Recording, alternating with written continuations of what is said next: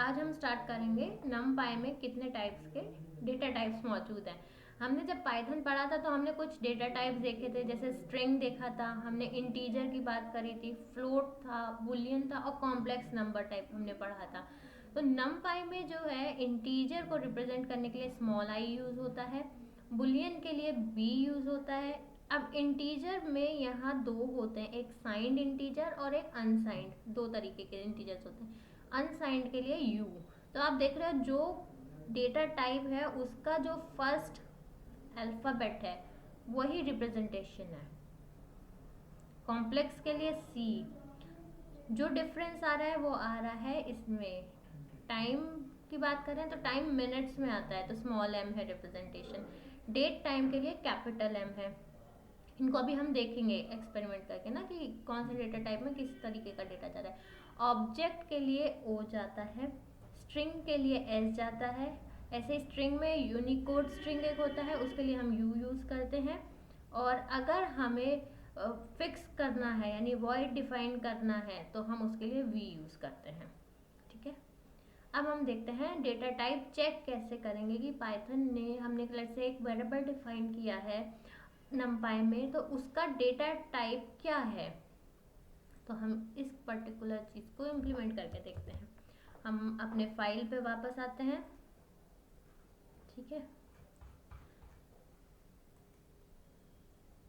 ये रहा D type.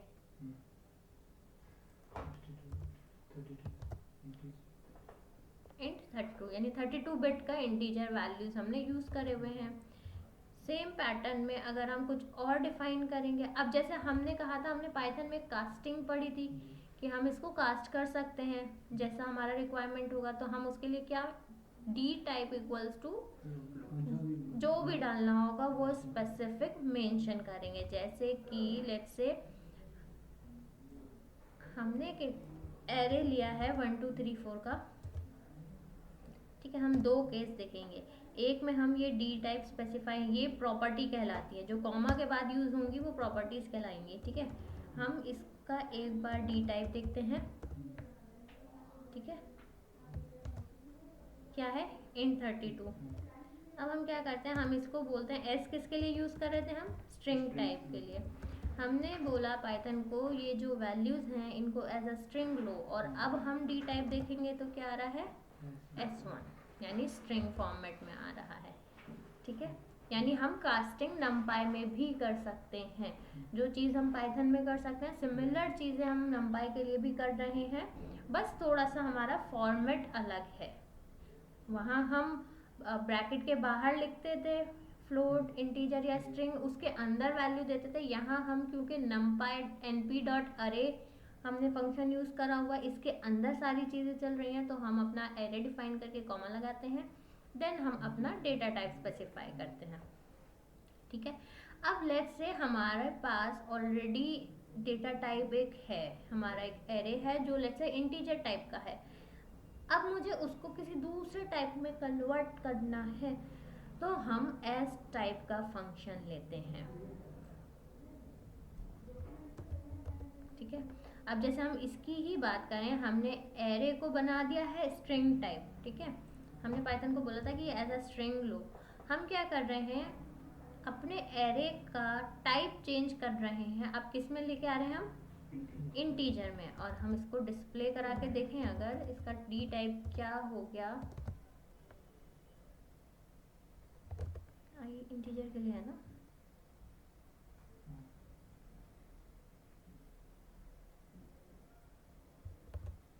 Okay ये गड़बड़ करी ना हमने, डी न्यू एरे का, हमें न्यू एरे का क्या हो गया, इंट 32। यानी हमारे पास एक वेरिएबल था जिसका डेटा टाइप था स्ट्रिंग का, हमने उसको चेंज किस में करना है, किसी दूसरे डेटा टाइप में। इंटीजर में करना है तो आई ले लेंगे, फ्लोट में करना है तो एफ ले लेंगे। इसकी जगह अगर हम एफ लिख दें और रन करें तो आप देखो फ्लोट बन गया ये। तो यानी हम एक डेटा टाइप से दूसरे डेटा टाइप में numpy में कन्वर्ट कर सकते हैं, उसके लिए हमें एस टाइप फंक्शन यूज करना पड़ता है। ठीक है, ओके यहाँ पे हम एक चीज़, यहाँ पे एक सेल इंसर्ट करके लिख देते हैं data types in numpy.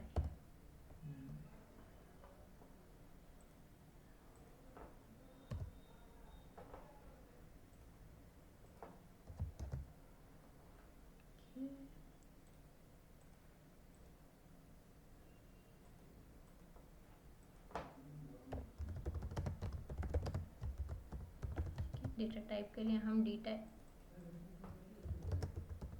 Use कर रहे हैं।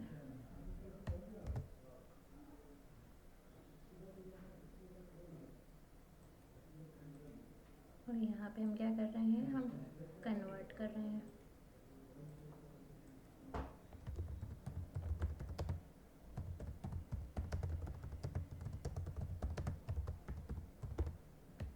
ठीक है, ऑलराइट। अब हम बात करते हैं कॉपी करना या व्यू क्रिएट करने का क्या मतलब होता है numpy में। numpy में जब हम काम करते हैं और हम अपने एरे में कॉपी करते हैं और या हम डायरेक्टली व्यू यूज़ करते हैं, तो ये दो चीज़ें हैं जो ऑलमोस्ट सिमिलर काम करती हैं। मतलब हमें ऊपर से दिखेगा कि ऑपरेशंस हम सेम करा रहे हैं, लेकिन इंटरनली क्या होता है, डिफरेंसेस आते हैं। अब हम क्या करते हैं, हमारा एक एरे डिफाइन करते हैं और उसका एक कॉपी लेते हैं।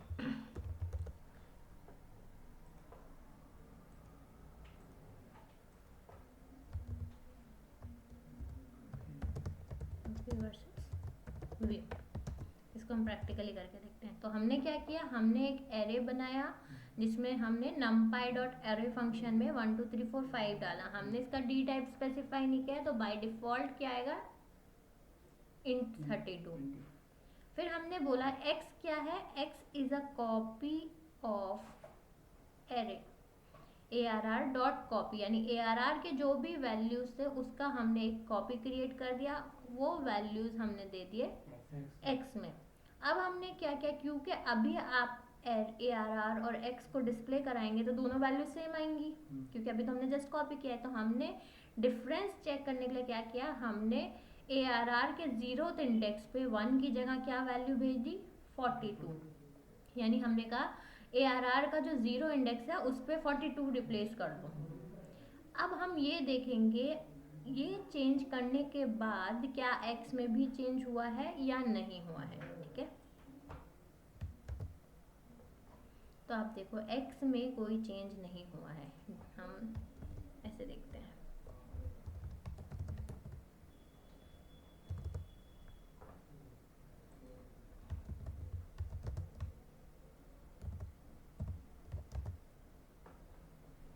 यानी जब हमने कॉपी कमांड यूज किया है, कॉपी फंक्शन यूज किया है, तो कॉपी ने क्या किया, ये जो भी हमारी एरे था इसका एक कॉपी बनाया, उसे x में भेज दिया। अब सेम चीज हम व्यू के लिए चेक करेंगे। वो जो आर हमने वो सेलेक्ट किया वो सेम रहेगा, खाली जो न्यू उसमें वो क्रिएट हो जाएगा। हाँ, इसको अभी हम पेंट पे भी देखेंगे। ठीक है, अब हम क्या कर रहे हैं, अब हम व्यू कमांड, पहले हमने कॉपी कमांड देखा था, अब हम व्यू कमांड यूज कर रहे हैं।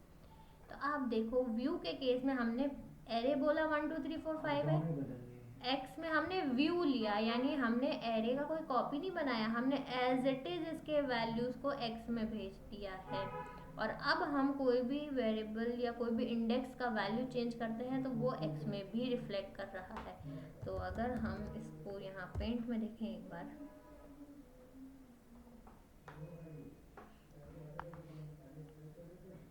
तो यानी कॉपी में क्या हुआ, arr में हमने वैल्यू भेजे थे 1 2 3 4 5। अब जैसे ही हमने x इक्वल्स टू arr.copy लिखा, ठीक है, तो प्रोग्रामेटिकली क्या हुआ, हमारे पास दो वेरिएबल्स बने, एक arr था और एक x था, दोनों को इंडिविजुअल वैल्यूज मिले 1 2 3 4 5। इसके सेट के वैल्यूज आ गए 1 2 3 4 5। फिर हमने देखा, हमने क्या किया, हमने इसके वैल्यू को चेंज कर दिया, हमने 1 की जगह 42 कर दिया, लेकिन हमने वैल्यू किस में चेंज करी, एरे में, तो वो वैल्यू x में चेंज नहीं रिफ्लेक्ट हुई। ठीक है, ये था हमारा कॉपी का केस। अब अगर हम इसकी जगह लिखते हैं y इक्वल्स टू arr.view, तो ये क्या कर रहा है, ARR और Y दोनों के वैल्यू सेम जगह से उठा रहा है।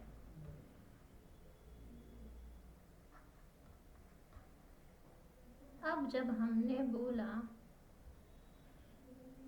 कि हमने 1 को चेंज किया है 42 से, तो आप देखोगे ARR और Y दोनों के लिए चेंज हो जाएगा। और उसमें x के लिए हुआ है ना चेंज, हमने जो किया था नहीं, ARR के लिए किया था हमने। आप x के लिए करना चाहो x के लिए कर लो। जैसे हमने प्रोग्राम में लिखा था, क्या लिखा था, x इक्वल्स टू ARR.copy। उसके बाद हमने प्रोग्राम में क्या किया था, हमने किया था ARR का 0 वैल्यू जो है वो 42 कर दो। ठीक है, तो चेंज हमने ARR में किया। अब ऐसे ही अगर हम बोलें x का फर्स्ट वैल्यू 2 कर दो, तो क्या हो जाएगा,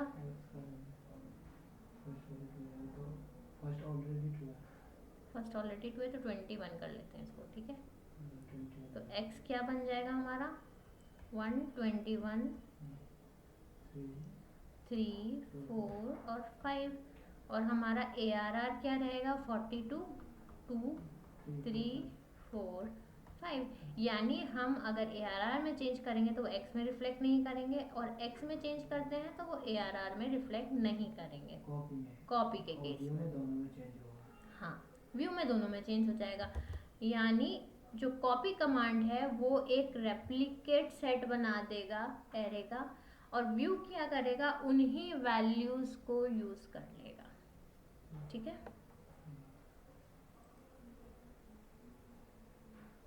तो व्यू क्या करेगा, ये ओरिजिनल एरे को ही यूज करने वाला है। तो हम कोई भी चेंज करेंगे तो हमने देखा वो व्यू में भी चेंज हो जाएगा। ठीक है, इसीलिए जब हम काम करेंगे तो हम कोशिश करेंगे कि हम कॉपी कमांड यूज करें मैक्सिमम जगहों पे, क्योंकि अगर हमने व्यू यूज करके बनाई कोई भी वैल्यू, मान लो हमने आगे चल के वैल्यू चेंज करी, तो हमारा इनिशियल डेटा सेट चेंज हो जाएगा। फिर अगर हमें लगा कि ये स्टेप गलत था, हमें चीज़ें बदलनी है, तो हम बदल नहीं पाएंगे। फिर हमें दोबारा से स्टेप 1 पे जाना पड़ेगा, डेटा फिर से लोड कराना पड़ेगा और फिर काम करना पड़ेगा। ठीक है, शेप का हमने देख लिया था, एरे का शेप पता करना हो तो कैसे पता करेंगे, हाँ, नमपाई के केस में हमने पता किया था, नहीं किया था, करा था शायद, आई बिलीव किया था ना। शेप हमने देखा था, साइज भी पढ़ा था। अब हम देखते हैं रीशेपिंग का। अभी हमें शेप समझ में आया था, शेप से हमें क्या पता चल रहा था, एक बार ये लगा के देखते हैं कि हमारा शेप से हमें पता क्या चल रहा है। कितने उसमें वो पहले कितने और कॉलम कितने। हाँ, तो अभी हमने क्या लिया है, हमने बोला है 1 2 3 4 जो है हमारा अरे है, और हम कह रहे हैं हम इसको 5 डायमेंशंस में बनाने वाले हैं। तो शेप कितना हो गया, 5 डायमेंशंस होगा, 1 2 3 4, 4 एलिमेंट्स, इनर मोस्ट में 4 एलिमेंट्स हैं, बाकियों में मेंशन नहीं है, तो बाय डिफॉल्ट इसने 1 1 लिया है। 5 डायमेंशंस बोले हैं तो 5 डायमेंशंस आएंगे शेप में। हम एलिमेंट्स की बात नहीं कर रहे हैं, हम शेप कह रहे हैं, है ना। शेप क्या हो जाएगा, 1 क्रॉस 1 क्रॉस 1 क्रॉस 1 क्रॉस 4। क्यों, क्योंकि इनर मोस्ट जो है हमने उसके एलिमेंट्स बता दिए हैं। ठीक है, दूसरा एग्जाम्पल देखते हैं जहां हमारे पास ज़्यादा एलिमेंट्स हो। अब ये लेते हैं, जैसे हमारे पास एरे है एक, इसका शेप देखते हैं।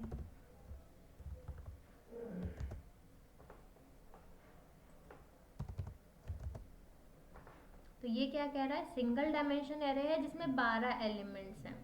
तो हमारे पास नमपाई में एक रीशेप का ऑप्शन आता है, यानी हम depending on the number of elements हम इसका शेप चेंज कर सकते हैं। जैसे ये अभी क्या है, 1 क्रॉस 12, 1 डायमेंशन है और 12 एलिमेंट्स हैं। हम चाहें तो इसको एलिमेंट्स के बेसिस पे ब्रेक कर सकते हैं, लेकिन एलिमेंट्स का जो नंबर है वो सेम आना चाहिए। ठीक है, अगर हम मैथमेटिकली बात करते हैं, 12 एलिमेंट्स हैं लेट्स से हमारे पास, ठीक है, हमारे पास है 12 एलिमेंट्स। तो हम 12 को ब्रेक करें, अगर 3 4 ज़ा 12, 2 6 ज़ा 12, 4 3 12, हाँ 4 3 ज़ा 12 भी होगा, 6 2 ज़ा भी हो जाएगा। मैथ्स के हिसाब से ये और ये सेम है, लेकिन एरे के हिसाब से अगर हम देखें 2 क्रॉस 6 और 6 क्रॉस 2 अलग हो जाएंगे, है ना, क्योंकि इसका मतलब है पहला जो एलिमेंट है उसमें 2 इंडेक्स हैं, इनर मोस्ट में 6 एलिमेंट्स हैं। इसका मतलब है जो आउटर मोस्ट है उसमें 6 एलिमेंट्स हैं और इनर मोस्ट में 2 हैं। तो मैथमेटिकली 2 इंटू 6 12 होता है, या 6 इंटू 2 करेंगे 12 होगा, लेकिन जब हम एरेज की बात करेंगे तो इनका मतलब सेम नहीं होगा। हाँ, चारों ही अलग हैं, यानी हम 1 क्रॉस 12 का जो मैट्रिक्स है इसको इन 4 में ब्रेक कर सकते हैं, क्योंकि हमारे पास नंबर ऑफ एलिमेंट्स कैसे पता चलता है, रो इंटू कॉलम से। 12 into 1 12, 3 into 4 12, 6 into 2 12, 3 into 4 6 into 2 12, यानी नंबर ऑफ एलिमेंट जो इनपुट में है एरे और जो आउटपुट में हम एरे बना रहे हैं रीशेप करके, उनका नंबर ऑफ एलिमेंट सेम आना चाहिए, तभी हम रीशेप लगा सकते हैं। तो रीशेप के लिए एक कंडीशन हो गई, ठीक है। अब अगर हम एक एग्जाम्पल लें, लेट्स से हमारे पास ये था एरे 1 2 3 4 5 6 7 8 9 10 11 और 12, ठीक है, 12 एलिमेंट्स हो गए। हमारा ये जो था ये हमारा 1 क्रॉस 12 का था।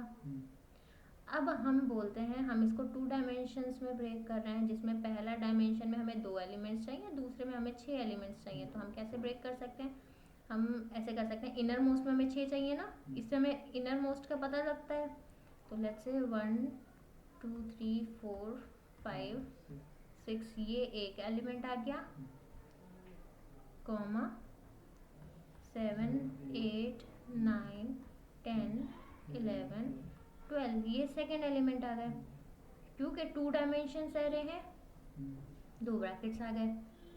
इसी तरीके से अगर हमें इसको 3 क्रॉस 4 बनाना हो तो हम इनर मोस्ट में कितने एलिमेंट्स डालेंगे, पीछे वाला इनर मोस्ट बताएगा, 4 एलिमेंट्स, 1 2 3 4, पहला एलिमेंट्स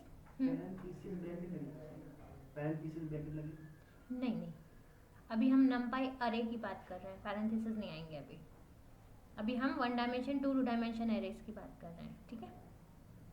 तो हमारा पहला ये एलिमेंट हो गया, दूसरा एलिमेंट हो गया 5 6 7 8, तीसरा एलिमेंट हमारा हो गया 9 10 11 12, और क्योंकि हमारा 2 डायमेंशंस है, 2 डायमेंशन कैसे पता चल रहा है, first dimension second dimension. Same way में अगर हम कहें 6 क्रॉस 2, हम क्यों कह रहे हैं 6 क्रॉस 2 और 2 क्रॉस 6 सेम नहीं है, ये भी समझते हैं।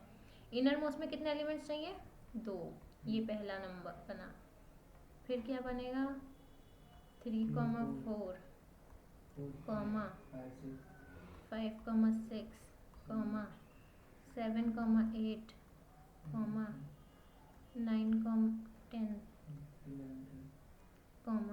11 12,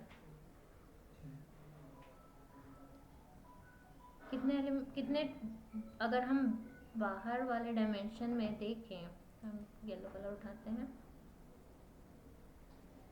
तो बाहर वाले में 0 1 2 3 4 5, 0 से 5 है, यानी 6 एलिमेंट्स हो गए, और हर एक एलिमेंट में 2 एलिमेंट्स मौजूद हैं। ये चीज़ समझ में आ रही है।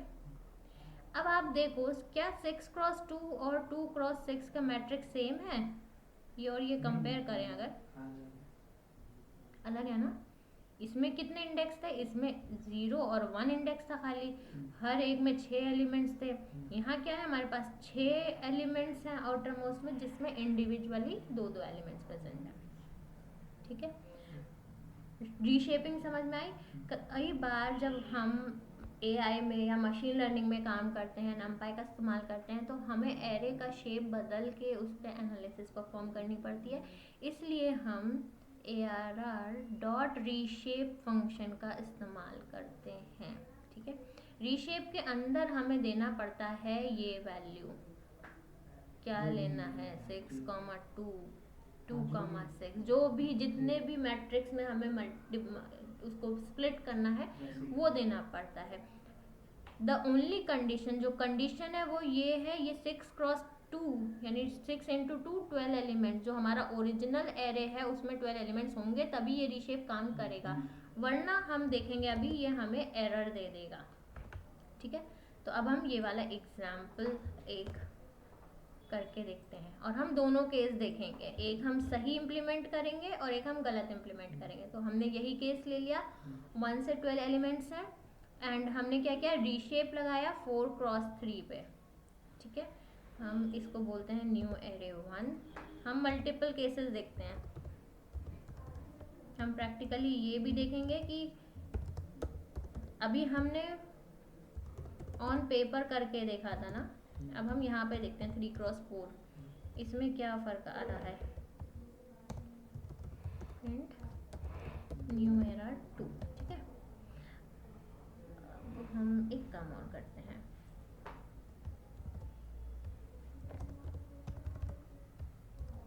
Four cross 3।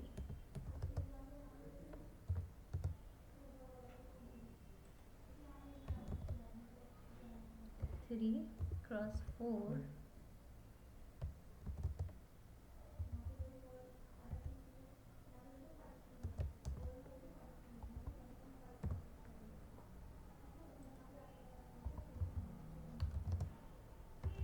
अब आप देखिए 4x3 में क्या हुआ, इनर मोस्ट में 3 एलिमेंट आएंगे और ओवरऑल हमारे 4 एलिमेंट्स होने चाहिए। इनर मोस्ट में 3 यानी ये पूरा पहला एलिमेंट, दूसरा एलिमेंट, तीसरा एलिमेंट, चौथा एलिमेंट। 3x4 में हमने बोला इनर मोस्ट में 4 एलिमेंट्स आएंगे और ओवरऑल 3 एलिमेंट्स बनेंगे इस टाइप के, यानी 4 के बंडल में 3 एलिमेंट्स बन जाएंगे। तो हम क्लियरली देख सकते हैं 3x4 और 4x3 सेम नहीं है। अब हम न्यू एरर 3 डिफाइन करेंगे जिसमें हम बोलेंगे ARR डॉट रीशेप और इसमें हम बोलते हैं 2,8, 8 to the 16। अब ये वर्क नहीं करेगा, हम प्रिंट कराते हैं, वैसे प्रिंट कराए बिना ही एरर दे देगा लेकिन हम फिर भी लगाते हैं कमांड प्रिंट का। तो आप देखो पहली ही लाइन में इसने एरर दे दिया, कैन नॉट रीशेप अरे of size 12 into 2x8। Practically अब हमें ये समझ में आ गया ना कि क्यों नहीं हुआ है, क्योंकि वो बन नहीं पाया शेप। हाँ, शेप तभी बनेगा जब total number of element same होंगे। ठीक है, अब हाँ जी, जैसे इस लाइन को हम क्या बोलेंगे, एरे। हाँ ये एलिमेंट्स हैं इंडिविजुअल, देखो ये 1 डायमेंशन एरे है, पूरी लाइन को हम बोलेंगे एरे, और ऐसे बोलेंगे ये पूरा ही एरे है। और ऐसे स्टैंड वाइज कॉलम। अच्छा वो आप पूछ रहे हो, वो हम रो, हाँ रो और कॉलम के टर्म्स में बात करते हैं ना। जब तक हम 2 डायमेंशन में है आप रो और कॉलम आइडेंटिफाई कर पाओगे, जैसे अभी तो आप कर लोगे, जैसे ये पूरा एक रो बन गया है ना, ये नेक्स्ट कॉलम आ गया, फिर रो आ गया, फिर कॉलम आ गया। लेकिन जैसे ही हम 2 डायमेंशन से आगे बढ़ेंगे आपको समझ में नहीं आएगा, हाँ क्योंकि हम पढ़ तो रो कॉलम रहे हैं, अभी 3 चीज़ें आ गई। वो कन्फ्यूजन अवॉइड करने के लिए हमने क्या कॉन्सेप्ट देखा, ये 1 डायमेंशन एरे है, अगर 1 डायमेंशन एरे के मल्टीपल एलिमेंट्स प्रेजेंट हैं वो 2 डायमेंशन बन गया। अब 2 डायमेंशन के मल्टीपल एलिमेंट्स प्रेजेंट हैं तो वो 3 बन गया। हम स्ट्रक्चर के हिसाब से समझते हैं, ठीक है। बट हाँ नॉर्मल केस में ये जो हमारा हॉरिजॉन्टल होता है वो रोज कहलाते हैं, रो 1, रो 2, रो 3, और जो वर्टिकली स्टैक्ड होते हैं वो हमारे कॉलम्स कहलाते हैं। ठीक है, ठीक है। अब हम देखते हैं, अभी हम क्या कह रहे थे, 1 डायमेंशन से 2 डायमेंशन में जा रहे थे।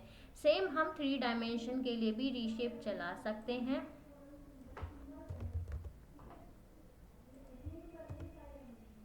इसकी भी कंडीशन वही है, 2 इंटू 3 6, 6 इंटू 2 12। स्किप होके नहीं आएगा, स्किप तो हम एरे स्लाइसिंग में कोलन के साथ यूज कर रहे थे। अभी हम क्या कर रहे हैं, हमने रीशेप फंक्शन ही यूज किया है। रीशेप हम 2 एलिमेंट्स दे रहे थे तो 2 डायमेंशन में बदल रहा था, हमारा ओरिजिनल एरे था ये 1 डायमेंशन एरे। अगर आप देखो एक ही स्क्वायर ब्रैकेट है और उसके अंदर 12 एलिमेंट्स हैं, 12 एलिमेंट्स रिपीट नहीं हुए हैं, तो ये 1 डायमेंशन एरे था। जब हमने इसको रीशेप इस्तेमाल करके 2 वैल्यूज़ दी, ये 2 डायमेंशन बना, यानी हमारा 1 डायमेंशन 3 एलिमेंट और मल्टीपल एलिमेंट्स प्रेजेंट हैं इस 1 डायमेंशन के, तो ये 2 डायमेंशन बन गया था। अब हम कह रहे हैं हम रीशेप करके 3 डायमेंशंस बनाने वाले हैं। इनर मोस्ट में हमारे 2 एलिमेंट्स होंगे, 2 एलिमेंट्स का जो रेपिटेशन होगा उसके 3 एलिमेंट्स होंगे। अब वो जो 3 एलिमेंट होंगे उनके रेपिटेशन में भी 2 एलिमेंट्स मौजूद होंगे। मतलब क्या हुआ, इसको हम कहते हैं हमारा इनर मोस्ट जो है, सबसे छोटा अरे जो है वो 2 एलिमेंट्स का होगा। 2 एलिमेंट्स के कितने नंबर ऑफ एलिमेंट्स प्रेजेंट होंगे, इसके रेपिटेशन कितने होंगे, 1 2 3। अब इस पूरे ब्लॉक के कितने रेपिटेशन है, 2 1 2। ये चीज समझ में आ रही है? तो हमने क्या किया, हमने 1 डायमेंशन से इसको 3 डायमेंशन में बदल दिया है। ऊपर हम 2 में बदल रहे थे, यहाँ हम 3 में। तो हमें इससे पता चला रीशेप के थ्रू हम 1 डायमेंशन से किसी भी डायमेंशन में ला सकते हैं या किसी भी और डायमेंशन से दूसरे डायमेंशन में मूव कर सकते हैं। बस the only condition is total number of element same होने चाहिए रीशेप के पहले वाले एरे में और रीशेप के बाद वाले एरे में। ठीक है, ओके। अब हमें अगर ये चेक करना हो कि जो हमने रीशेप लगाया है उससे जो वैल्यू आई है वो कॉपी है या वो व्यू है, तो उसके लिए हम कमांड यूज करेंगे। तो हमने क्या बताया, हमने कहा एक अरे ले रहे हैं, हम नंपाई का अरे क्रिएट कर रहे हैं जिसमें हमारे 8 एलिमेंट्स हैं। हमने इस पे रीशेप लगाया 2 क्रॉस 4 का, 2,4 का, यानी 2 4 जा 8 एलिमेंट्स। इसमें भी 8 एलिमेंट्स है, रीशेप में कोई इशू नहीं आएगा।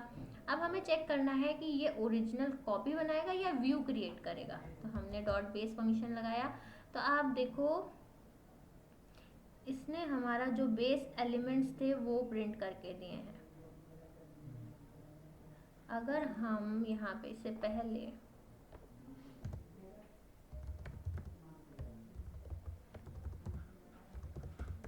सिर्फ ये प्रिंट कराएं 2,4, तो आप देखो रीशेप करके इसने क्या दिया है हमें, इनर मोस्ट में 4 एलिमेंट्स और इसके रेपिटेशन में 2 एलिमेंट्स, यानी ये 2 डायमेंशन बन गया, 2 रो 4 कॉलम। अगर हमें देखना है कि इसका बेस वैल्यू क्या था, तो बेस वैल्यू क्या था, बेस वैल्यू अरे ये है। ठीक है, ये चीज समझ में आई? पर इससे कॉपी और व्यू का पता कैसे? इससे हम ये बता रहे हैं कि ओरिजिनल जो अरे था वो क्या है। ठीक है, ठीक है। अब जैसे हमने एक चीज पढ़ी थी, जब हम एरे की लिस्ट की बात कर रहे थे तो हमने देखा था कि हम क्या नाम है, एक एक एलिमेंट में आइट्रेशन कर रहे थे।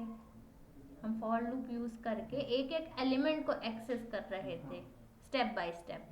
सेम चीज हम नंपाई में अरे के लिए भी कर सकते हैं, तरीका सेम रहेगा फॉर लूप लगाने का। फॉर एक्स इन ARR, यानी ARR में वैल्यूज क्या है, सिंपल एरे की तरह ही है, 1 2 3, 1 बाय 1 प्रिंट कराएंगे तो इंडिविजुअली प्रिंट होके आएगी। वो देखते हैं।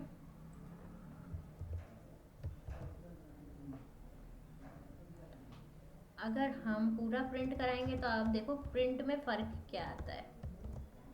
पूरा एक साथ प्रिंट करा रहे हैं तो ये एज एरे आ रहा है, इंडिविजुअली फॉर लगाया, फॉर में हमने बोला एक्स इन ARR, यानी ARR का हर एक एलिमेंट 1 बाय 1 एक्स में जाएगा। हमने प्रिंट क्या करवा दिया, एक्स, यानी पहले गया 1, फिर लूप का नेक्स्ट कंडीशन आएगा, नेक्स्ट कंडीशन में गया 2, उसके बाद क्या आएगा 3 गया, तो नेक्स्ट आया 3। ठीक है। और आप एक चीज़ और देखोगे, जैसे ही ये प्रिंट कमांड एग्जीक्यूट होता है हमारा लूप नेक्स्ट एलिमेंट पे जाता है तो ये लाइन ब्रेक करता है। इसलिए हमें फॉर लूप में जब हम यूज़ कर रहे हैं तो हर एक एलिमेंट लाइन ब्रेक के बाद मिल रहा है। हम सीधे सीधे एरे प्रिंट करा रहे हैं तो हमें एज एन एरे ट्रीट हो रहा है। ठीक है, सेम हम 2 डायमेंशन के लिए भी लगा सकते हैं, 3 डायमेंशन के लिए भी लगा सकते हैं, मल्टीपल डायमेंशन के लिए भी लगा सकते हैं। रन करें तो अब आप देखोगे क्योंकि ये 3 एलिमेंट्स पहला वो एलिमेंट बन रहा है, पहले एलिमेंट में 1 2 3 पास हो रहा है, तो x में पहली बार में क्या जा रहा है, ये वैल्यू जा रही है 1 2 3, ये प्रिंट होके आई। सेकेंड टाइम में 4 5 6 अरे पास हो रहा है तो 4 5 6 एरे के फॉर्म में आया है। डिफरेंस समझ में आ रहा है 1 डायमेंशन 2 डायमेंशन में। सेम वे में जब हम 3 डायमेंशन में मूव करेंगे, इसमें हम 2 एग्जाम्पल देखते हैं। ये 4 बार हुआ।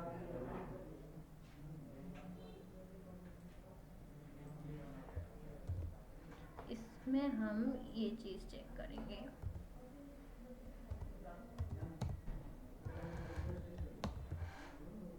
ठीक है, प्रिंट एक्स।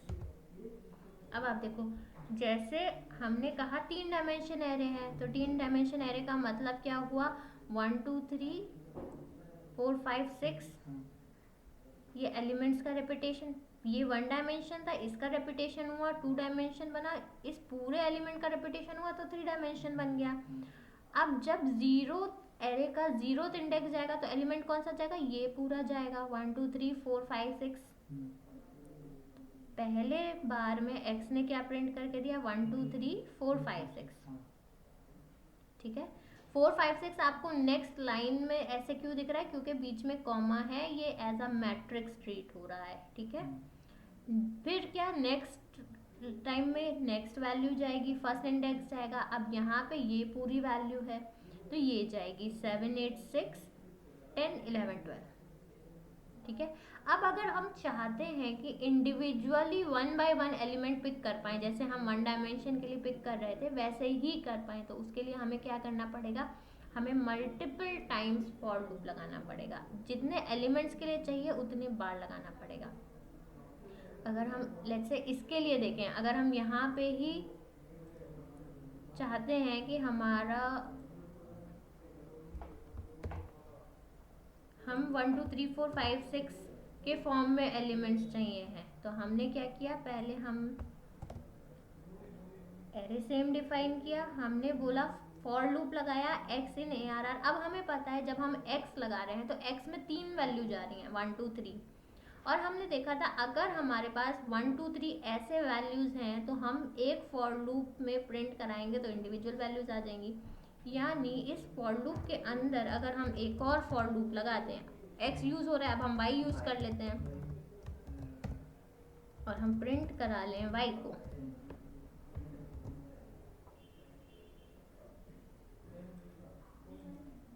और y x आएगा क्या? हाँ, for y in x, ARR गलत लिखा है क्योंकि हम अब x के टर्म्स में उठाएंगे वैल्यूज। तो आप देखो क्या हुआ, 1 2 3 4 5 6 हम वैसे ही उठा पाए। ये समझ में आया, ये हमने क्या किया है, संदीप समझ में आ रहा है, फिर से समझाएं। हमने पहले क्या किया, हमने कहा फॉर x इन ARR। अब ARR में जितने एलिमेंट्स हैं वो 1 बाय 1 x में जाएंगे। पहला एलिमेंट हमें कैसे पता चलेगा, स्क्वायर ब्रैकेट के बाद का जो कॉमा है, क्योंकि अभी हमारा 2 डायमेंशन एरे है, तो आप देखोगे पहला कॉमा ये है, यानी पहला एलिमेंट ये है। जब हमने पहली बार फॉर लूप लगाया x इन ARR तो x में वैल्यू क्या गई, 1 2 3। अब हमने सबसे पहले पढ़ा था अगर हमारे पास एक एरे है 1 2 3, हमें इंडिविजुअल एलिमेंट्स उठाने हैं तो हम क्या करेंगे, फॉर लूप लगाते हैं उस एरे में और इंडिविजुअल एलिमेंट्स को प्रिंट करा सकते हैं, ठीक है। तो इस केस में क्या है, हम पहला फॉर लूप तो ऑलरेडी लगा रहे थे ताकि हमें ये 1 2 3 उठा सकें। अभी 1 2 3 ओरिजिनल एरे नहीं था, लेकिन हमें इसको x में उठाया है हमने। अब हमें इसको फर्दर ब्रेक करना है तो हमने क्या किया, दूसरा फॉर लूप लगाया और y इन x लगाया, यानी 1 2 3 वैल्यूज y में 1 बाय 1 जाएंगे और हमने प्रिंट करा दिया है y को, ठीक है। सेम अगर हमारे पास 3 डायमेंशंस में डेटा है, यानी पहला एलिमेंट क्या है 1 2 3 4 5 6, दूसरा एलिमेंट है 7 8 9 10 11 12, ये दूसरा एलिमेंट है।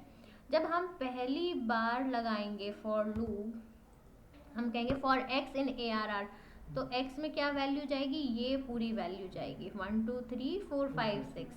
अब हमने ऊपर देखा अगर इसको हमें इंडिविजुअल एलिमेंट्स में स्प्लिट करना है तो हमें एक फॉर लूप लगाना पड़ेगा फॉर y इन x, ठीक है। अब क्या होगा, जब हम y नेक्स्ट करेंगे अब हमें मिलेगा 1 2 3, अभी भी हमें इंडिविजुअल एलिमेंट्स नहीं लिखे, यानी हमें एक फॉर लूप और लगाना पड़ेगा फॉर z इन y, क्योंकि अब हम y के एलिमेंट्स को ब्रेक कर रहे हैं और हमने प्रिंट करा दिया z, तो हमारे पास इंडिविजुअल एलिमेंट्स पिक होके आ गए। यानी जितने डायमेंशंस हैं उसके इंडिविजुअल एलिमेंट्स उठाने के लिए उतने फॉर लूप लगाने पड़ रहे हैं। ठीक है, तो हम इंडिविजुअल एलिमेंट्स एक्सेस कर पाएंगे अब, चाहे कितने भी डायमेंशंस का हो। ठीक है, अब यहाँ पे ये तो तरीका था फॉर लूप लगाने का, इसमें हमने देखा जितने डायमेंशंस उतने फॉर लूप लगाने पड़ रहे हैं। नमपाई में हमारे पास एक एन एडिटर का फंक्शन होता है, इसको देखते हैं कि एन एडिटर क्या है। तो अभी हमने क्या किया, हमने एक एरे डिफाइन किया, एरे में हमारा 3 डायमेंशन एरे है। ठीक है, पहला एलिमेंट है 1 2 3 4 तक, दूसरा एलिमेंट है 5 6 7 8। ठीक है, हमने यूज किया है एन एडिटर, इसने हमें एक बार में सारे एलिमेंट्स पिक करा दिए। अब आपको समझ में आ रहा है हम नमपाई क्यों पढ़ रहे हैं।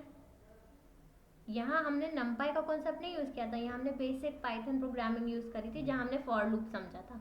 फॉर लूप यूज कर रहे हैं तो कितने लाइंस लिखने पड़े हमें, 1 2 3 4 लाइंस लिखने पड़े, 3 बार फॉर लूप लगाना पड़ा, यानी कॉम्प्लेक्सिटी बढ़ गई। यहाँ हमने क्या किया, 2 लाइन में वो काम कर दिया है। क्यों, क्योंकि पाइथन लाइब्रेरी में एक फंक्शन है एन टी आइटर, यानी एन डायमेंशंस के आइटरेशंस करेगा ये एन डी आइटर। ठीक है, यानी हम कोई लाइब्रेरी पढ़ क्यों रहे हैं, इसीलिए पढ़ रहे हैं ताकि जो ऑपरेशंस हम परफॉर्म करने वाले हैं वो हमारे लिए आसान हो जाए। ठीक है, ऐसे ही अगर हमें 2 अरेज कॉन्कैटिनेट करने होते हैं हम कर सकते हैं, तो सिमिलर हम नमपाई के लिए भी कर सकते हैं, नमपाई में भी हमें कॉन्कैटिनेट का ऑप्शन मिलता है। ठीक है, ठीक है, कॉन्कैटिनेशन हमने देखा, कॉन्कैटिनेशन का ही एक दूसरा तरीका होता है जिसको हम स्टैकिंग कहते हैं। ठीक है, कॉन्कैटिनेशन में हमारे पास लिमिटेशन होती है कि जब हम कॉन्कैटिनेट करते हैं डेटा को, एक बार हम करके देखते हैं, तो हमारा जो एरे है वो किस तरीके से बनता है। लेट्स से हम ये एक एग्जांपल लेते हैं, हमारे पास 2 एरे हैं, एक है 1 2 3, दूसरा है 4 5 6। जैसे ही हम कॉन्कैटिनेट करते हैं तो आप देखोगे हमारा एरे कैसे बन के आया, हमारे एरे के सारे एलिमेंट्स 1 बाय 1 लग के आए। जैसे हमारा ARR 1 था 1 2 3, ARR 2 था 4 5 6, हमने कॉन्कैटिनेट यूज किया, तो हमारा जो नया एरे आया 1 2 3 4 5 6, यानी 7 के 7 लग के आए। हम इसको ऐसे नहीं लगा सकते, मतलब हम डायमेंशन नहीं चेंज कर सकते, हमारा 1 डायमेंशन में ही रहेगा, बस एलिमेंट्स ऐड हो रहे हैं। ठीक है, सिमिलर हम स्टैकिंग के थ्रू भी करते हैं, स्टैकिंग समझते हैं, स्टैकिंग कॉन्कैटिनेशन की ही तरह है, बस यहाँ पे हमें थोड़ा फ्लेक्सिबिलिटी मिलती है कि हम हॉरिजॉन्टली लगाना चाहते हैं या हम वर्टिकली लगाना चाहते हैं। ठीक है, इसको देख लेते हैं। हमने यूज़ किया, इसके लिए हमें फंक्शन यूज़ करना पड़ता है जिसका नाम है स्टैक। नमपाई लाइब्रेरी का एक फंक्शन है स्टैक, इसके थ्रू हम ये काम कर सकते हैं। तो हमने पहले बोला हम स्टैक कर रहे हैं ARR 1 को और ARR 2 को, एक्सेस 1 रख रहे हैं, एक्सेस जहाँ 1 डिफाइंड है उसका मतलब है आप देखो वर्टिकल लग गई हैं एलिमेंट्स आपके। अगर हम यहाँ पे एक्सेस नहीं लिखते हैं तब क्या होता है, डिफ़ॉल्ट क्या लेता है ये, डिफ़ॉल्ट में इसने क्या लिया है, डिफ़ॉल्ट में इसने 1 गो में करा है। आपको समझ में आ रहा है, अभी क्या क्या है 1 2 3 एलिमेंट्स है, इसको इसने एज अ रो ट्रीट कर दिया 1 2 3, नेक्स्ट एलिमेंट्स जो थे वो 4 5 6 वर्टिकल में लगा दिए हैं। यहाँ पे देखें जब हम बोल रहे हैं हम स्टैक कर रहे हैं और हम बोलते हैं एक्सिस 1 के अराउंड हम स्टैक कर रहे हैं, ठीक। तो ये जो 1 2 3 था हमारा 1 2 3, इसको वर्टिकल बना दिया 1 2 3, और जो नेक्स्ट एलिमेंट था वो 4 5 6, हाँ ठीक है। ये हमारे नए एलिमेंट्स बन के आ गए हैं, ठीक है। यही हमारे आउटपुट में आ रहा है। जब हम मेंशन नहीं करते कि हमें कौन से एक्सेस के अराउंड करना है, तो आप देखोगे नॉर्मल 1 2 3 के साथ इसने 4 5 6 लगाया है, ठीक है। तो दो तरीके के स्टैकिंग होते हैं, हॉरिजॉन्टल स्टैकिंग, वर्टिकल स्टैकिंग, ठीक है। हॉरिजॉन्टल स्टैकिंग के लिए हम एच स्टैक फंक्शन का यूज करते हैं, ये देखते हैं एक बार।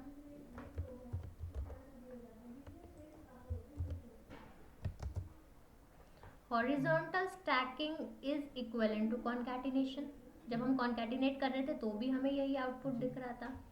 वर्टिकल स्टैकिंग अगर हम करते हैं तो हम सेम को वर्टिकल स्टैक के लिए, जहां हम हॉरिजॉन्टल के लिए एच स्टैक यूज करते हैं, वर्टिकल के लिए वी स्टैक यूज करेंगे। तो आप देखो 1 2 3 4 5 6 वर्टिकल में, यानी पहला एलिमेंट ये है, इंडेक्स ये है, दूसरा एलिमेंट ये बन गया है। यानी स्टैकिंग में हमारे पास 4 फ्लेक्सिबिलिटी है, 4 तरीके से हम एलिमेंट्स को लगा सकते हैं। ये चीज समझ में आ रही है। तो कॉन्कैटिनेशन और स्टैकिंग सिमिलर है, लेकिन स्टैकिंग में हमारे पास फ्लेक्सिबिलिटी ज़्यादा होती है कि हमें एरेज को किस तरह अरेंज करना है। जब हम स्टैक फंक्शन यूज़ करते हैं, अपने एरेज को देते हैं एंड हम बोलते हैं हमें वर्टिकल दोनों एलिमेंट्स को, जो भी हमारे एरे हैं, वर्टिकली चेंज करो और फिर स्टैक करो। तो हम एक्सेस 1 देते हैं, तो हमने देखा हमारे जो हॉरिजॉन्टल एरे थी वो वर्टिकल बन गई एंड कॉन्कैटिनेशन की तरह सिर्फ एलिमेंट्स ऐड हो गए उसमें।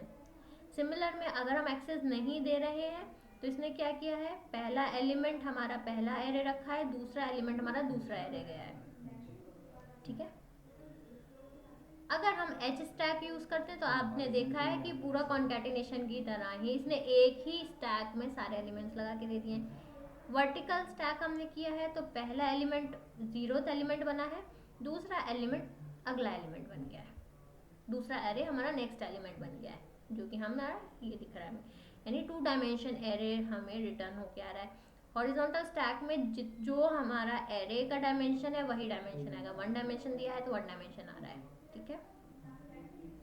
जब हम स्टैक यूज कर रहे हैं तो आप देख रहे हो हमारे 2 डायमेंशन रिटर्न हो रहे हैं, 1 डायमेंशन भेजा है, 2 डायमेंशन रिटर्न हो रहा है। तो ये कुछ ऑब्जर्वेशंस हैं जो हम फंक्शन परफॉर्म करके हमें पता लगता है कि क्या डिफरेंस आ रहा है, ठीक है। स्टैकिंग समझ में आ रही है,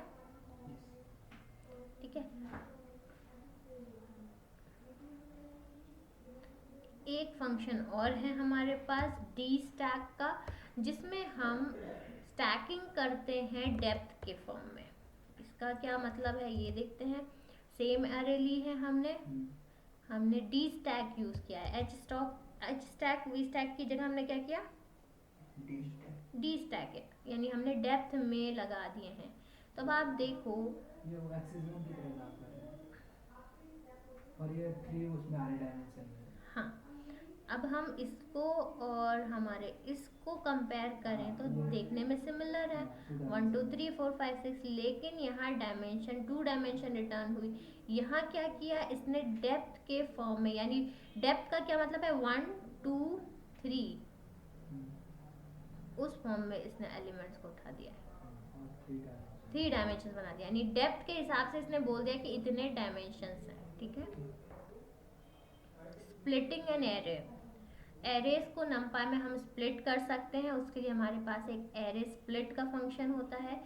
कितने पार्ट्स में स्प्लिट करना है वो हमें फंक्शन में देना पड़ता है। तो लेट्स सी इसमें क्या है, हमारे पास एक एरे है 1 से 6 एलिमेंट्स हैं, जिसमें हमने कहा हम एरे स्प्लिट लगा रहे हैं, array underscore split function use कर रहे हैं अपने इस एरे पे, और हम इसको 3 पार्ट्स में स्प्लिट कर रहे हैं। तो आप देखो 3 पार्ट में स्प्लिट करने पे पहला हुआ 1 2, दूसरा आया 3 4, नेक्स्ट एरे आया 5 6। सेम हम रन करें, इसको 2 में भी कर सकते हैं।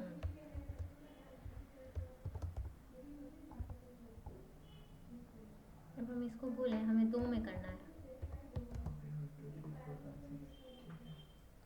अब हम बोले इसको हमें 4 में करना है। 4 में हो पाएगा? देखिए देखते हैं 4 में होता है नहीं होता। अभी तक हम देख रहे थे स्प्लिट जितने में लगा रहे हैं नंबर ऑफ एलिमेंट्स इक्वल पास होने चाहिए। 4 में हो गया लेकिन नंबर ऑफ एलिमेंट्स इक्वल नहीं आए हैं। ठीक है, तो यानी हम कितने भी पार्ट्स में इसको स्प्लिट कर सकते हैं। ठीक है, सेम हम 2 डायमेंशंस के लिए भी लगा सकते हैं, तो वो 2 डायमेंशंस के फॉर्म में स्प्लिट करके देगा। स्प्लिट हमें किस एक्सिस के अराउंड करना है, अगर हम रो के टर्म्स में करने वाले हैं तो एक्सिस बाय डिफॉल्ट 0 रहेगा। जहां कहीं भी आपको ये एक्सिस इक्वल टू 1 दिखाई दे, आप समझ जाना ये कॉलम के अराउंड हम बात कर रहे हैं। ठीक है, हम इसका एक एग्जांपल देख लेते हैं। पहले हम इसका एक्सेस 1 नहीं रखेंगे, अगले में हम एक्सेस 1 देखेंगे ताकि हम डिफरेंस देख पाए। हमने एक 2 डायमेंशन एरे ली जिसमें एलिमेंट्स थे। जीरोथ एलिमेंट ये है, जीरोथ एलिमेंट ये है, फर्स्ट एलिमेंट ये है, सेकंड एलिमेंट ये है, थर्ड एलिमेंट ये है, फोर्थ ये है और फिफ्थ ये है। 5 एलिमेंट्स हैं और हर एक एलिमेंट में 3 एलिमेंट्स और हैं। 5 क्रॉस 3 15 टोटल इस अरे में नंबर ऑफ एलिमेंट्स हैं। हमने कहा हम इसको स्प्लिट करना चाहते हैं 3 पार्ट्स में। ठीक है, 3, तो फिर 2-2 का ग्रुप बन जाएगा। ये पहले ग्रुप में, ये दूसरे ग्रुप में, ये तीसरे ग्रुप में। ये ना, ये पहला एरे हो गया 2 का, दूसरा एरे आपका ये आ गया, तीसरा एरे आपका ये आ गया। अब हम कहते हैं हमें स्प्लिट करना है इसको, ये डिफाइंड है तो दोबारा लिखने की हमें ज़रूरत नहीं है। अब हम कहते हैं हमें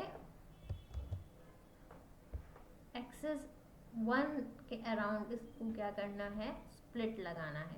तो आप देखो हमारा जो पहला एरे आया है 1 4 7, यानी हर एक एलिमेंट का फर्स्ट पिक हुआ है वो एक एरे में गया है, फिर सेकंड एलिमेंट पिक हुआ है वो दूसरे में गया है, फिर थर्ड एलिमेंट पिक हुआ है फिर वो गया, यानी कॉलम वाइज एलिमेंट पिक हुए हैं।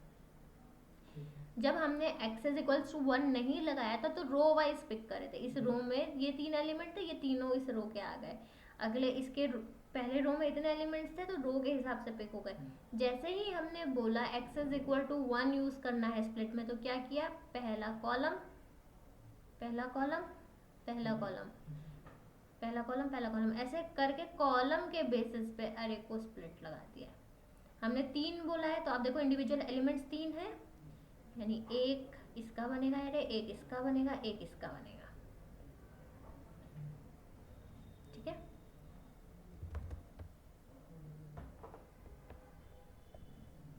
ये स्प्लिट हो गया। सिमिलर स्प्लिट में हम हॉरिजॉन्टल स्प्लिट लगा सकते हैं, उसके लिए हम एच स्प्लिट यूज करते हैं। हम ये सिर्फ एक गो थ्रू कर रहे हैं इतना। जब हम ईडीए परफॉर्म करेंगे तो ये सारे फंक्शंस यूज होंगे ऐसा कुछ नहीं है, कुछ बेसिक सेट ऑफ फंक्शंस हम यूज करेंगे। ठीक है, हम ये देख लेते हैं कि अगर हमें एरे में नंपाई एरे में सर्च करना है कोई वैल्यू एग्जिस्ट कर रही है या नहीं कर रही, तो हम यूज करते हैं वेयर का। ये देखते हैं,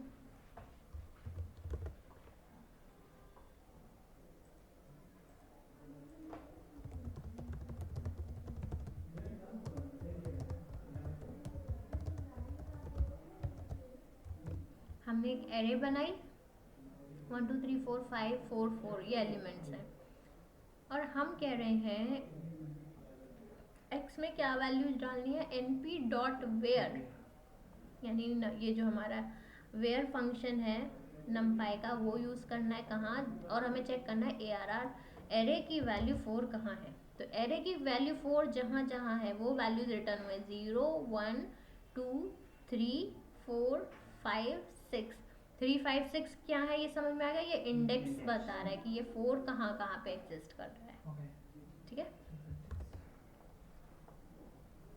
सेम वे में अगर हमें चेक करना हो कि ये क्या नाम है जो वैल्यूज हैं वो इवन है या नहीं है, तो हम क्या करेंगे, तरीका सेम रहेगा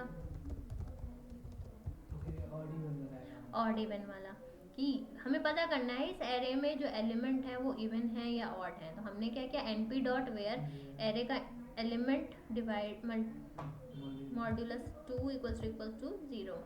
तो आपको ये पता चल रहा है इन इंडेक्स पे जो एलिमेंट्स हैं वो इवन है ना, क्योंकि हमने बोला रिमाइंडर 0। इंडेक्स 1 पे आया 2, इंडेक्स 3 पे क्या आएगा 0 1 2, 3 पे आया 4, फिर नेक्स्ट 5th आया 6, 7 पे आया आपका 8। तो इन इंडेक्स पे जो नंबर्स हैं वो क्या है, इवन नंबर्स हैं। अब आप क्या कर सकते हो, आप यूज कर सकते हो इन ही इंडेक्स के वैल्यूज को। लेट्स से हमने बोला ARR एट 1 क्या वैल्यू है 2, ARR ऑफ 3 चेक करें तो क्या वैल्यू है 4, ARR ऑफ 5 क्या वैल्यू है 6, ARR ऑफ 7 क्या वैल्यू है। एक साथ निकाल सकते हैं ना। हाँ, 1, एक साथ भी निकाल सकते हैं आप, ठीक है। तो ये था हम सर्च करें किसी एलिमेंट को कैसे सर्च कर सकते हैं, ठीक है। अब क्या है, कुछ इंटरनल फंक्शंस भी हैं numpy के पास। ये तो किसी भी एलिमेंट को सर्च करने के लिए थे, है ना, ये बेसिक सर्चिंग का तरीका था। अब हम करते हैं कुछ मेथड्स जो कि यूज़ करता है numpy। जैसे numpy में हम बाइनरी सर्च का इस्तेमाल भी करते हैं, तो उसके लिए हम np डॉट सर्च सॉर्टेड करते हैं। इसमें क्या होगा, पहले एलिमेंट्स को सॉर्टेड मैनर में अरेंज करना होता है। हमने एक numpy अरे बनाई 6 7 8 9 और हमने बोला सर्च सॉर्टेड, हमें पहले एरे को सॉर्ट करो और फिर हमें 7 का इंडेक्स बताओ। तो इंडेक्स आया 1। अब लेट्स से हमारा यहाँ पे एक नंबर है 1, ठीक है।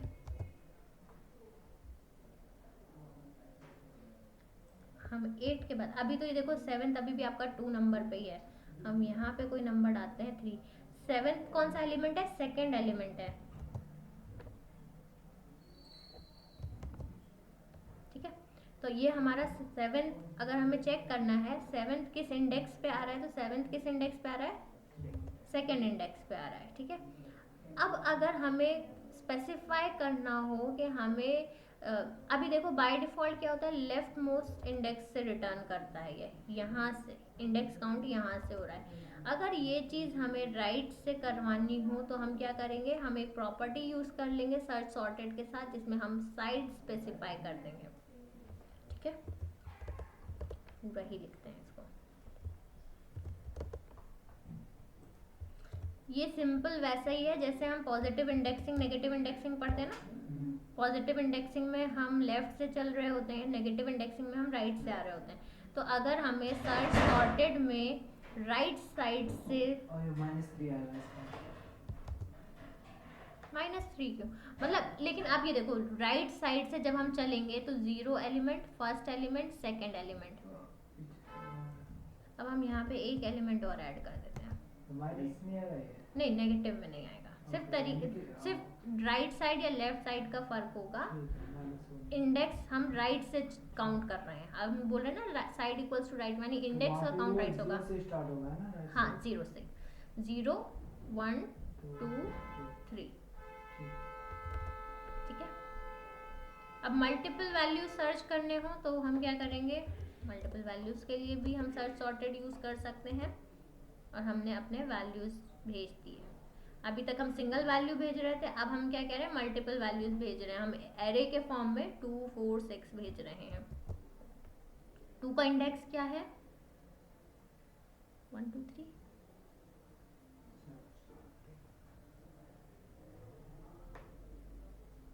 इसमें से तो कोई सा एलिमेंट ही नहीं एग्जिस्ट कर रहा।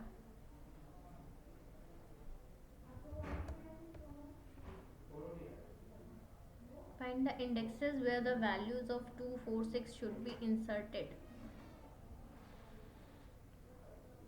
इंसर्ट मतलब कहाँ पे रखनी है शायद। हाँ, ये मिसिंग वैल्यू है, कहाँ पे रखनी है।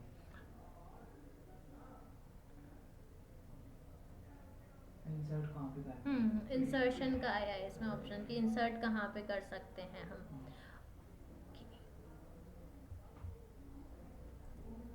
तो ये 2 के बेसिस पे इन्होंने पिक किया है। जैसे 0th एलिमेंट 1 है, 1 इज स्मॉलर देन 2, तो इसके बाद हम ये पूरा एलिमेंट इंसर्ट कर सकते हैं। तो कौन से इंडेक्स पे 2 जाएगा? फर्स्ट इंडेक्स पे 2 जाएगा। 4 किस इंडेक्स पे जाएगा? सेकंड इंडेक्स पे जाएगा। 6 किस इंडेक्स पे जाएगा? थर्ड इंडेक्स पे जाएगा। ठीक है, राइट। अगर हमें एरे को सॉर्ट करना हो तो हम सॉर्ट फंक्शन यूज कर सकते हैं। सॉर्टिंग का मतलब है असेंडिंग से डिसेंडिंग लगाना या डिसेंडिंग से असेंडिंग लगाना। तो हमने देखा अभी हमारे पास एक एरे है जिसमें रैंडम वैल्यूज हैं, है ना। हम कह रहे हैं हमें सॉर्ट करना है, तो सॉर्ट क्या हो गया? 0 फिर 1 फिर 2 फिर 3 लग गया। तो उसके लिए हमने फंक्शन कौन सा यूज किया? Sort, np dot sort. ठीक है, डिसेंडिंग में लगाने दो, स्पेसिफाई करना पड़ेगा, प्रॉपर्टी में जाके स्पेसिफाई करना पड़ेगा। अब आप देखो, जब हम 2 डायमेंशन में कर रहे हैं तो इंडिविजुअल एलिमेंट्स का 1 बाय 1 होगा। 1 डायमेंशन में तो सीधा सीधा हो गया। 2 डायमेंशन के लिए आए तो पहला एलिमेंट 0th इंडेक्स ये है, 0th इंडेक्स को इसने सॉर्ट किया है। फिर हमने क्या किया? फर्स्ट इंडेक्स पे जो वैल्यू आई है उसको सॉर्टिंग करी। ठीक है, रैंडम नंबर जनरेट करने वाला चीज हमने देखी थी, first day random dot randint. फिर से देख लेते हैं एक बार। इसके लिए हमें क्या करना पड़ेगा? रैंडम लाइब्रेरी इंपोर्ट करनी पड़ती है।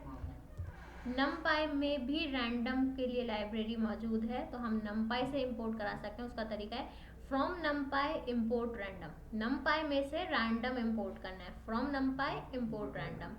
हमने x में वैल्यू ली रैंडम, क्योंकि ये हमारी लाइब्रेरी है। रैंडम डॉट रैंड इंट, यानी रैंडम इंटीजर नंबर लेना है हमें, मैक्सिमम वैल्यू 100 हो, रैंडम आ गई वैल्यू। फिर से रन करेंगे तो ये चेंज हो जाएगी। ठीक है, अब हमें अगर एक रैंडम फ्लोट नंबर जनरेट करना हो 0 से 1 के बीच, यानी हमें प्रिंट क्या कराना है? 0 से 1 के बीच कोई डेसिमल वैल्यू प्रिंट करानी है। उसके लिए हम रैंड फंक्शन यूज करेंगे। आप देखो, जो वैल्यू आएगी वो 1 से छोटी होगी, 0 से बड़ी होगी। रैंड इंट क्या होगा? इंटीजर वैल्यू रिटर्न करेगा, जो भी नंबर हम देंगे उससे छोटा वैल्यू। अगर हमें 0 से 1 के बीच वैल्यू चाहिए तो हम रैंड फंक्शन यूज करेंगे। ठीक है, दोनों ही रैंडम लाइब्रेरी से आ रहा है। ठीक है,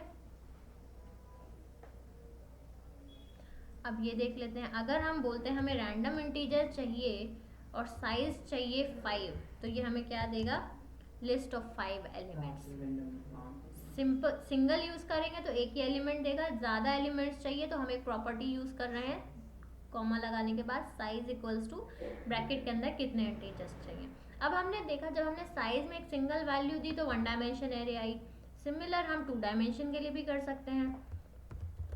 2 डायमेंशन के लिए क्या करेंगे? हमें भेजना पड़ेगा हमें पहले डायमेंशन में कितने एलिमेंट्स चाहिए, इनर मोस्ट में कितने चाहिए। इनर मोस्ट में 5 एलिमेंट चाहिए और ऐसे 3 एलिमेंट्स चाहिए हैं। तो आप देखोगे इनर मोस्ट में 5 एलिमेंट और इसके रेपिटेशन कितने? 3, 0, 1 एंड 2। ठीक है, हम रैंडमली कितने भी वैल्यूज जनरेट कर सकते हैं। सेम वे में रैंड फंक्शन जो हमने यूज किया था, 0 से 1 के वैल्यूज लिए थे। अगर सिंगल वैल्यू चाहिए तो हमने कुछ मेंशन नहीं किया था। अगर हम यहाँ बोल दें कि हमें 5 वैल्यूज चाहिए तो हमने रैंड के अंदर 5 यूज किया और इसने हमें 5 वैल्यू, लेकिन सारे फ्लोट वैल्यू दिए। सेम हम क्या कर सकते हैं,